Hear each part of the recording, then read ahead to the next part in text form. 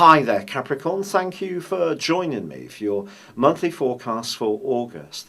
A month which begins with the Sun in the part of your horoscope that's very much to do with the deeper, more passionate side of life. Can also be to do with ends and beginnings. And it's true that with the new moon, which occurs on the 2nd, which links up with your ruler Saturn in a very psychological part of your horoscope, this could be one of the trickier new moons of the whole year for you to deal with.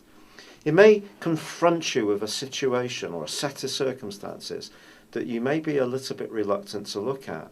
But with Mercury having moved at the end of last month into your sector of exploration, adventure and independence, there is going to be some inquisitiveness there. It's just whether you want to really look at the things that are more painful, more challenging in terms of your personal circumstances.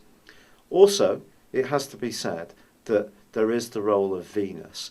Venus is in a very passionate part of your scope as this month begins, which could be good for your business interests, or it could see a very sensual or up-close encounter with someone who really makes your pulse race. But I think it's the role of Mars which is really quite critical this month to you, because on the 3rd he pitches up back alongside or back into the sign of Sagittarius where Saturn is already located. Now Mars in the 12th solar house is not an easy transit. It tends to rake up things from the past, angers and hurts that we haven't quite cleared up and resolved.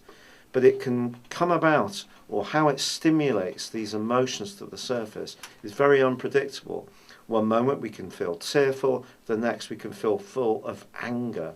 So don't be surprised if some of these issues come up, and any sense of restriction or frustration that there may be in your situation could be quite telling this month, especially if you feel psychologically detached from other people or isolated, because Saturn's going to be going alongside Mars is going to be going alongside Saturn from the 17th to the 28th, and your emotions are going to be very tender through that transit. What's going to make this, potentially, these emotions come even more to the fore, is that Mercury moved at the end of last month into this exploratory area, but goes opposite Neptune and squares up with with Saturn from the 11th for the first half of week 2. Then the first half of week 3 sees Venus, which has moved on the 6th into your sister Earth sign of Virgo, also go face to face with Neptune and squares up with Saturn. Now when Venus and Saturn square, it's not usually a very pleasant story, to be honest. I think for yourself, it just means that you can really confront the truth about certain situations, but it's going to be important not to overemphasize them or only look at the downside, because Neptune can distort reality in quite a serious way.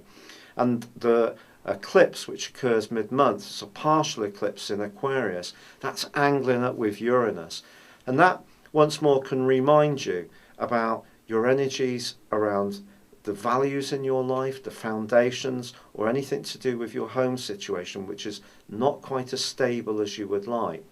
But then once the Sun moves on the 23rd, you then get a collection of energy when Mercury, Venus and Jupiter, which has been in your sector of expansion and ideas and philosophy for the last year, they're all coming together in one stellium, and it can be very fortunate. So anything to do with travel, meeting someone who's very different to you, who has a good understanding of more spiritual subjects, this kind of meeting can be very uplifting. Or there could be something to do with a legal matter that you need to encounter. Some good fortune could come from this, as long as you're realistic in your expectations. But I do feel that as Mars and Saturn combine, if you do feel that something's not quite as you would like, it can be amplified beyond what would be necessarily particularly pleasant. Try to fight through this. Eventually Mars is going to free itself from the grip of both Saturn and Neptune, and you will start to feel easier as this month draws to a close. And it's also true to say that Venus is going to relocate as the month draws to a close in an area which is going to give you a lot of influence when it comes to the people that you're interacting with in a position of authority. But with Mercury also slamming on the brakes, as August finishes, if you are planning a journey or need to seek wise counsel, make absolutely sure that you double and nave and treble check everything to make sure all the details are in place. So this can be an exciting month for you, definitely one of progress, but I think some of that progress may come from actually ridding yourself and coming to terms with something from your past which has been haunting you subconsciously and stopping you welcoming the future. If you're through all those kind of things and you feel in a good place, I think the week 3 of this month can be incredibly exciting for you. See you on the move, and perhaps see you also have a dazzling connection with someone who's very different to you. It's been a real pleasure being with you. Thank you for joining me. Good luck and goodbye for now.